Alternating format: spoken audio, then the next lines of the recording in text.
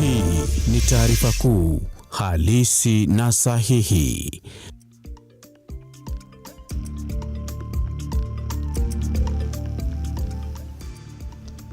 Saa 7 kamili saa za Afrika Mashariki, wakati unapata taarifa, ikiwa ni taarifa kuu kutoka hapa ndani ya Lookup, ambapo tumekuandalia mengi tu kutoka kaunti mbalimbali. Hebu na tupate vidokezo.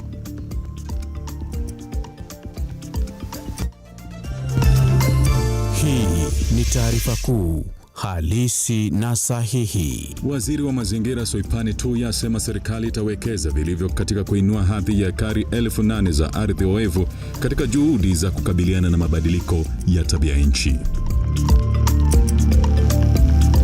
Mkewe naibu rais Bi Dorcas Rigathi awataka Wakenya kutowabagua waraibu wa pombe, akiahidi kuendeleza juhudi za kuwakwamua walioathirika kutoka kwa uraibu huo.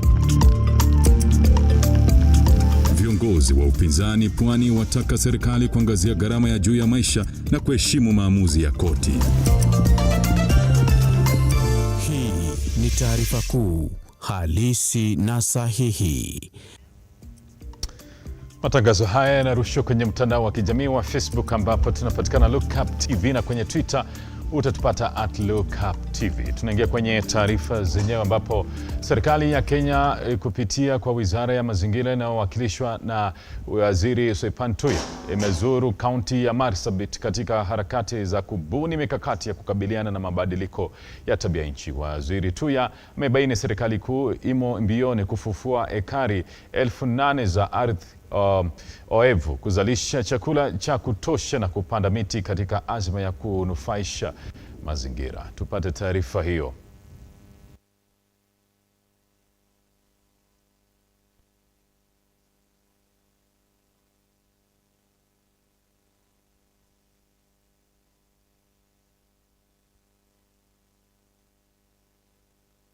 The Wetlands Restoration Program feeds into our 15 billion tree growing strategy and the bigger plan for climate action. Our president is the chairperson of the committee of the AU on climate change. So we are leading from the front, and that is why we have the first ever climate summit, Africa Climate Summit, happening in September here in Nairobi, again to rally the region, to rally the globe. The climate change challenge haina mipaka.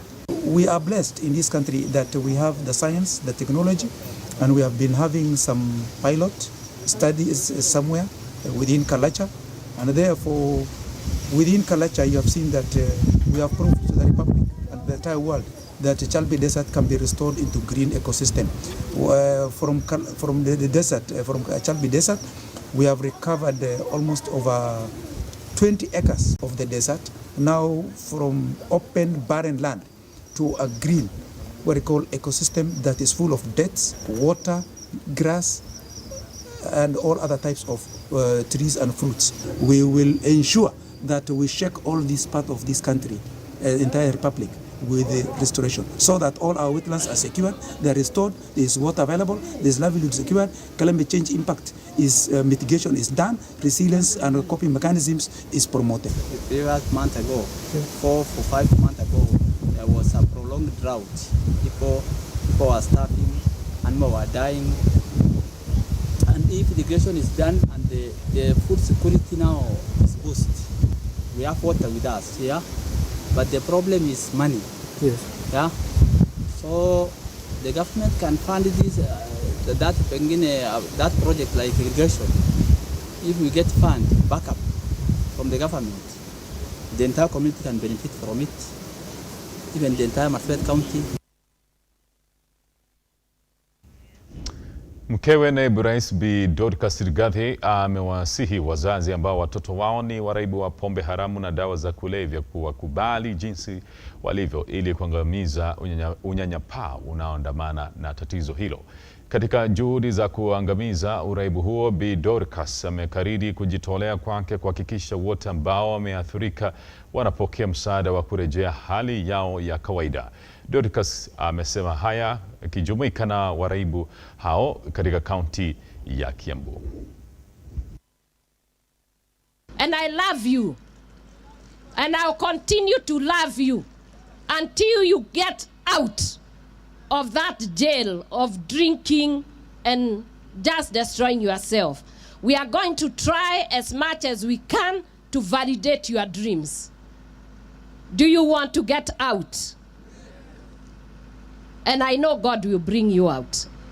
Mujui silalangi, naomba na najua Mungu huwa anajibu maombi.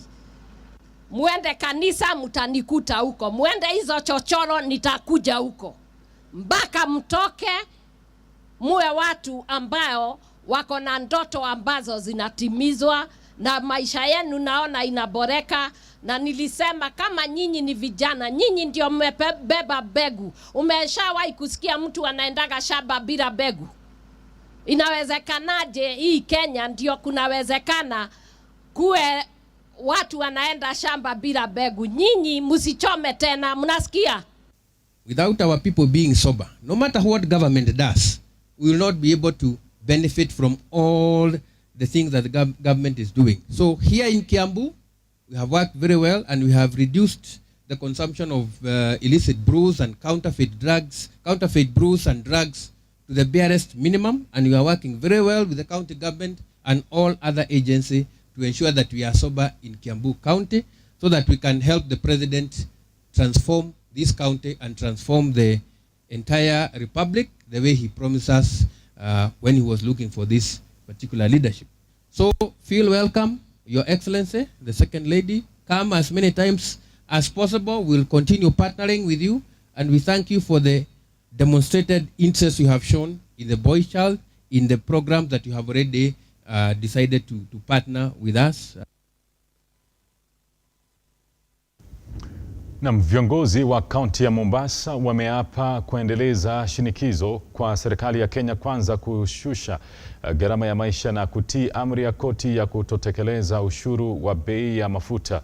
Wakiongozwa na mbunge wa Likoni Mishimboko, viongozi hao wamelaani vikali maafa yaliyotokea katika maandamano ya Sabasaba na kurai polisi kutotumia nguvu kupita kiasi wakati wa kukabiliana na waandamanaji. Tupate taarifa hiyo.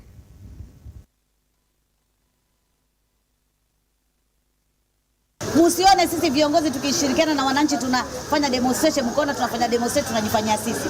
Sisi tayari mimi simchanichagua, mimi ni mbunge, lakini mbona nipigwe tear gas? Kwa sababu najua wananchi wanateseka. Wananchi wanateseka. Sasa bodaboda wanashindwa hata kununua petroli kuweka kwenye bodaboda zao. Hata wakiongeza fare kumwambia mama sasa usitoe 50 toa 100, mama hana hiyo 100. Sasa ni kumaanisha hizo bodaboda tutazichukua tuziweke nyumbani zikae na sisi tukae tufunge kama watu wa Shakahola tungojee kwenda mbinguni.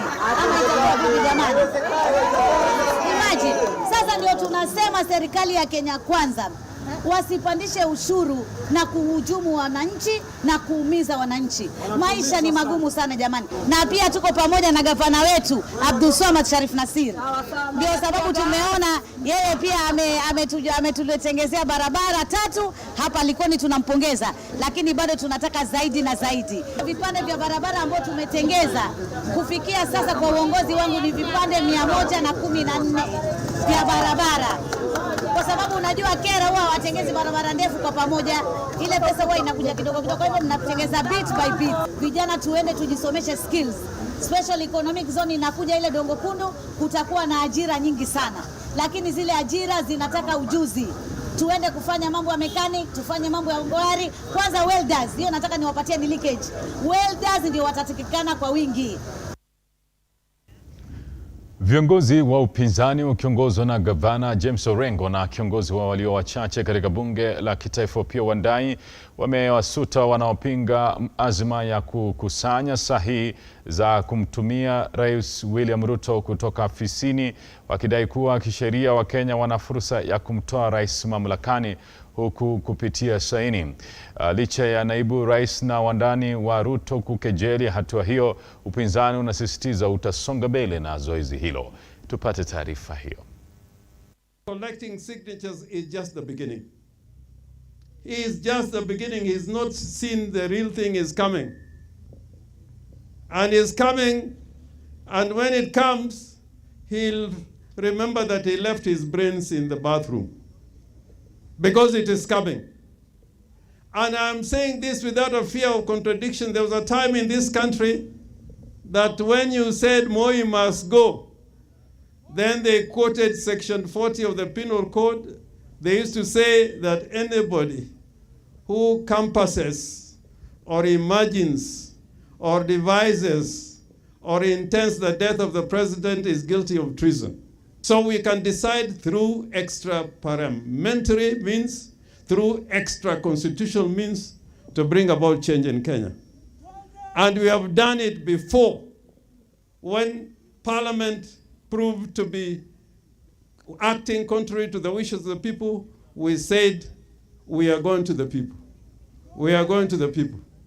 And right now we have reached a situation where we must go back to the people because the people are sovereign. And they are going to bring about change in Kenya. And you, when RUTO and his team arrive, ask them why they have allowed their policemen to kill our sons, who are simply expressing themselves by participating in peaceful demonstrations. It is not acceptable that in this day and age, the police can unleash terror on an armed, peaceful, harmless, patriotic Kenyans who are going about exercising their constitutional right of picketing and demonstrating.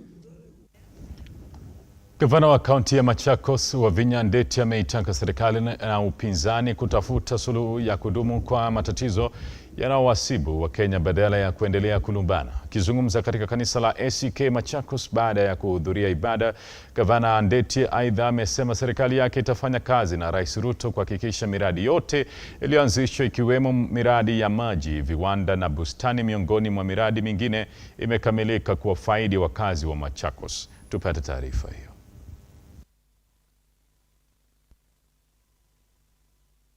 Tuko na shida mingi sana, na sio Kenya peke yake. The world, everybody is suffering. There is a lot of suffering in the world. Lakini sisi kama wa Kenya, si kwanza tujiring fence, tujiombe, ndio Mungu asikie maombi yetu, ndio Kenya yetu iweze kuendelea. Yeah? I keep on saying, hao wengine ni wakubwa kutushinda, Kina Kalonzo, kina Raila, kina RUTO, kina Gachagua, hao wote ni wakubwa kutushinda. They are our bosses. But you know what we can do is to pray for them. Mimi nimesema for 5 years, for these first 5 years that I've been given a contract by the people of Machakos, I need to make sure at least kila mtu tumejaribu amepata cheti chake ile anaweza kupeleka kwa bank apate pesa na afanye kazi. Siasa iko na mambo mingi bwana. If you're working, of course you'll have people hitting you. Mtu hata akiumia mguu, niliumia mguu kwa sababu barabara ni ya Wavinya. Hata akifanya nini, Wavinya must attach to that. So it's okay. So we have the best governor, and I ask members of this county to support her in whatever ways we are doing, whatever ways she's doing. Let us cooperate with this governor to achieve many things that we are doing in the county. Na kwa taarifa hiyo kutoka kaunti ya Machakos, tunachukua mapumziko, tunarudi na taarifa zaidi, usiende mbali.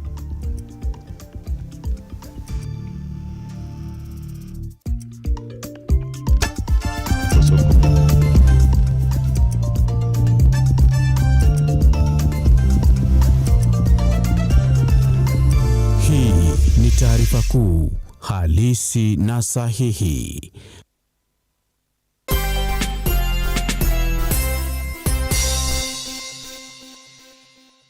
The future is hands-on, and Sensei College is at the front line of technical institutes in Kenya, offering practical and skill-based courses accredited by all concerned bodies, TVETA, NTSA and NITA. Sensei College offers driving and plant operator, cosmetology, fashion and design, mechanics, hydroponics and irrigation, installation, building construction, hospitality, photography and video production, electrical and electronics repairs and ICT courses. Get free plant operator training when you enroll for plant mechanics, free driving when you enroll for motor vehicle mechanics, and free riding when you enroll for motorcycle mechanics. The requirement is an ID only, with intakes every first week of the month. We have 2 campuses in Nakuru and Nairobi. We provide meals and accommodation. Sensei College. My skills, my future. The county government of Nyeri, with approval of His Excellency the Governor, Mutahi Kahiga, has granted 100% waiver on all interest and penalty accrued on all outstanding land rates. Property owners in Nyeri County are advised to take advantage of the waiver period that starts from 30th June 2023 and ends on 28th July 2023 on condition that the principal rates are paid in full. Property owners are advised to obtain invoices from the Sub-County Revenue Office where the property is located and make payment by depositing cash or banker's check to a bank account. Take notice that once the waiver period lapses, the county government will institute all necessary measures to recover any unpaid rates and penalties, including repossessing the property. Are you a junior secondary school, a college, a TVET institution or a university and you want to advertise your intake? Book now and advertise with us today on both Lookuptv and all our digital platforms. Call us today on 011 0430 158, 011 0430 158 or email us on sales@lookuptv.co.ke.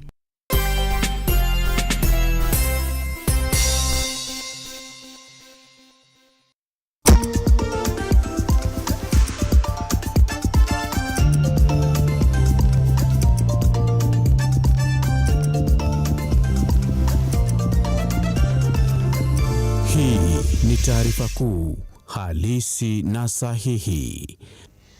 Na mtazamaji, karibu tena katika awamu ya pili ya taarifa kuu kutoka kaunti mbalimbali, taarifa ambazo zimetoka kaunti hizo kuhakikisha kwamba umeweza kumakinika na yale ambayo yanaendelea kutoka kaunti zote nchini.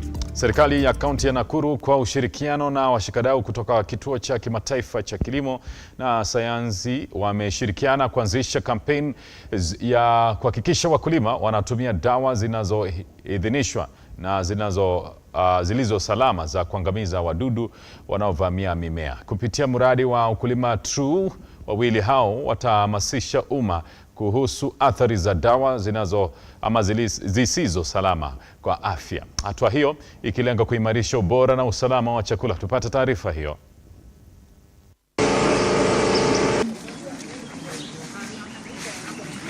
Sikuwa najua kuna kuanga na traps za avocado. Ndio at least mumea avocado ni kuena more fruits. Sikuwa najua, na vile tunaweza trap hizo insects sikuwa ninajua, and also sikuwa najua kuna watu wanaweza piga dawa. I didn't know. Mimi mwenyewe kupiga dawa ninajidhuru kama mwanamke. Alafu kuna mavazi nimesoma, kuna mavazi ya kupiga dawa. Jusi uchukua tu mtu eni hauli anakuja anatupigia dawa, anatulipisha kitu kama 500 na unaridhika. Kumbe kuna mtu anaweza kuja, yeye ndio anajua mambo ya dawa, kupima kila kitu, ndio mumea wako upate the right food. Kumekuwa na changamoto si haba, haswa upande wa avocado na nyanya, kwa sababu with the time kumekuja wadudu ambao wako a bit resistant kwa synthetic pesticides, hazifanyi kazi vizuri. Na pia ukizingatia ukweli ya kwamba the global market ina demand watu wapunguze utumiaji wa madawa, we are very happy kwa initiative hii ya ukulima True, sababu inashabikia kupunguza kutumia madawa.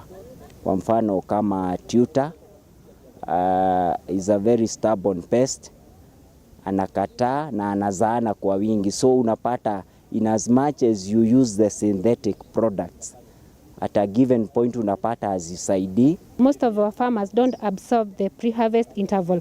And the minute you harvest your produce with the chemicals, the customer or the client who is buying the product is going to consume that chemicals. That means that their health will be affected. Again, we want the farmers to know, if you use those chemicals, you should also be careful of how you use it because of our environment. How do you dispose your containers?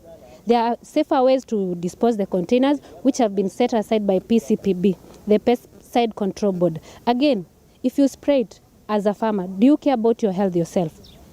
Are you the one spraying your chemicals or the pesticide, or are you using a SSP? We have people we call spray service providers. These are some of the things that we want farmers to learn through this campaign.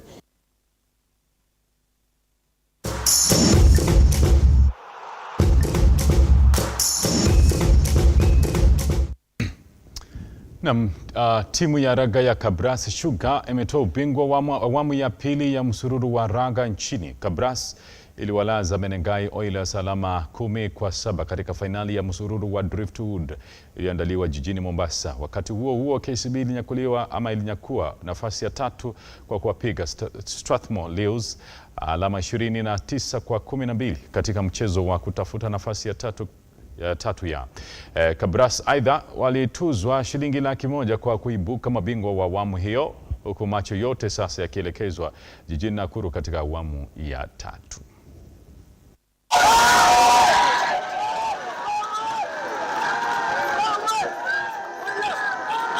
Finals, people are usually under pressure, especially the players.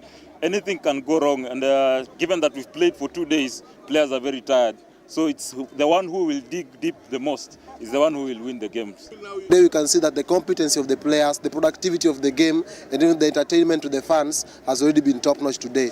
So the Sportpesa National Sevens Circuit takes a 3 weeks break. Then it will be back in Nakuru for the Prince Louis Sevens. And definitely this is the kind of entertainment that the fans can look for. And for me, it's to urge the fans to come and support the teams, and we see how it goes. Because as Kenya Rugby Union, this is where we pick up players for the Shujaa team. And you can see the boys working hard to at least to get that call up for them to represent the country. For me, mostly...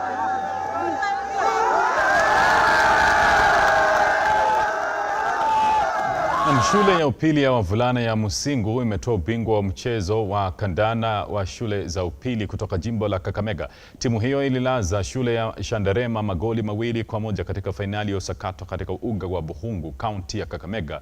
Aidha, timu hizo mbili zimefuzu kushiriki katika mashindano ya ukanda wa magharibi yatakayoandaliwa katika shule ya upili ya Kakamega majuma 2 yajayo. Tupate taarifa hiyo.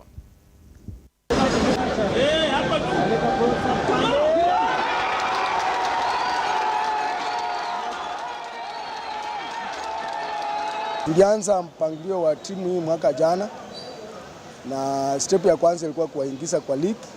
Nao ni watoto wadogo, nimewaona kwa uwanja. Our future plan is that we are continue nurturing the team. Football is expensive, but I want to say that we have really supported the team to reach this level. We were able to go outside the box and brought on board the alumni of Musingu High School. They have played a key role. They have been able to buy the kits, the equipment the boys require. On top of that, a winning team need to be motivated. The boys have been motivated by our alumni. We want to appreciate them. Yes, we have an internal endowment fund to cater for the needy students. This endowment fund is contributed by the students in Musingu, the workers in Musingu, the teachers in Musingu, and parents of Musingu. And every year, every term, like last time we paid over 250,000 to the needy students, including footballers, so that we maintain them in school so that they can train, be fit, so that when we have competitions, they give us the results.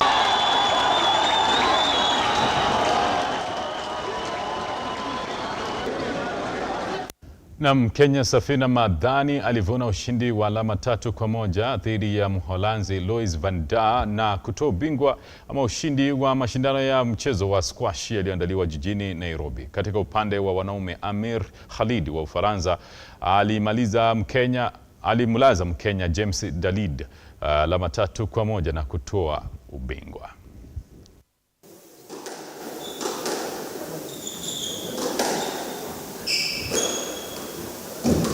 I'm still winning tournaments. This is amazing that I can still do this at this stage in my career and my life. Yeah. So I'm going to keep playing squash. It's motivating this for me to keep playing. Yeah. So now it's all about giving back. We had a junior tournament yesterday that we organized with 70 entries. I would just like more girls and women to play this sport. That's my next vision for squash. Okay, to be honest, I was not even expecting to join. I just knew 1.5 weeks ago there was a tournament. I've not played much, I've not trained, so I'm already like super happy. I made the final. Of course, I was going for the win, but I think I was too greedy, and yeah, I think I wanted it too much. My focus was a bit off, so it was not the best match, but I'm really happy I made it to the final. She's good. She's a smart player, and I think that's where she outplayed me. She knew where to hit the shots, and I wish I could have done the same, but not today, sadly. Yeah. And 7-4.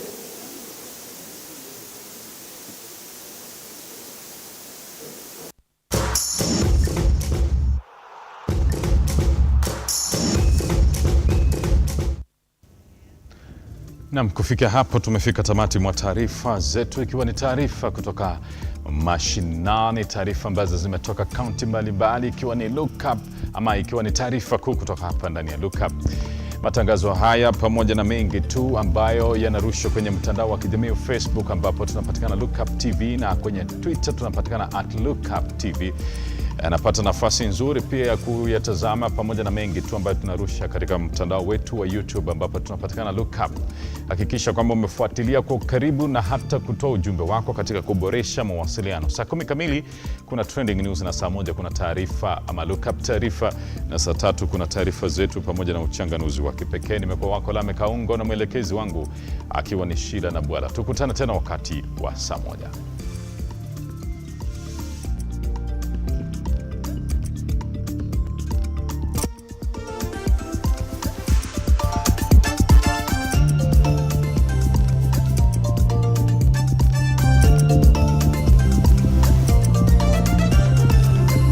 Hii ni taarifa kuu, halisi na sahihi. We value your feedback and welcome your complaints about our programming and operations. Feel free to get in touch with us through 0700 893 542 or send us an email to info@lookuptv.co.ke.